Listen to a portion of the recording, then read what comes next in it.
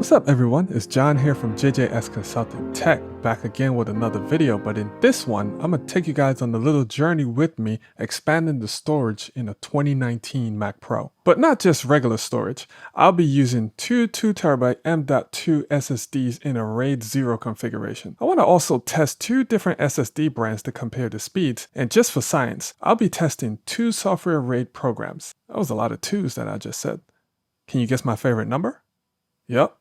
That's right, the number 7. Now the 2019 Mac Pro is one of the best Mac Pros that you can get in my opinion due to expandability. Now if you look at the older cheese grater Mac Pro, you can see that that thing is still kicking after 10 plus years because of expandability.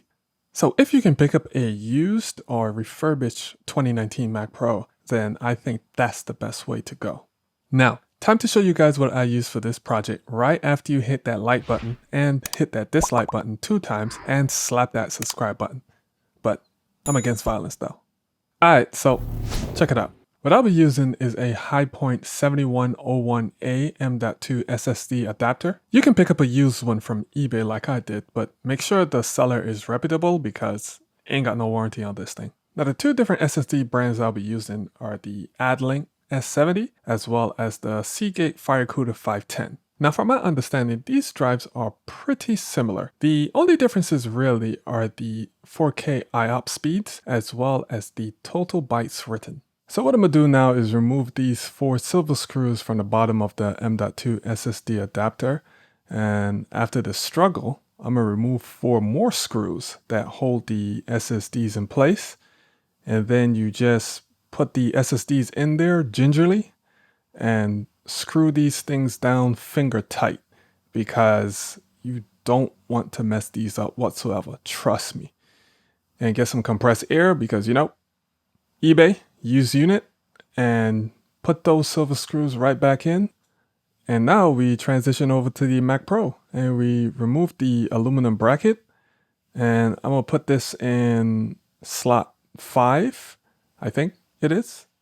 It's a X16 slot. You can put it in any X16 slot. And we put back the bracket and we give this video a thumbs up.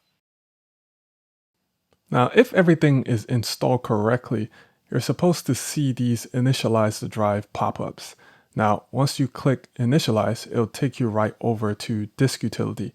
And in disk utility, you can format these drives into whichever format. Now, I'm going to use APFS because I'm using Big Sur, and I'll see optimal performance using that format. So I'm just going to name these drives accordingly. That way, when I create the RAIDs, I'm going to pair the right drives together. So what you want to do is click on File and then choose RAID Assistant, and then click Striped or RAID 0. Then you click Next and pair the right drives accordingly, and it'll format and create the RAID. Now the read and write speed tests were pretty interesting. So the programs I used were Blackmagic speed test and Aja speed test. If I'm saying that right, it's AJA, Aja.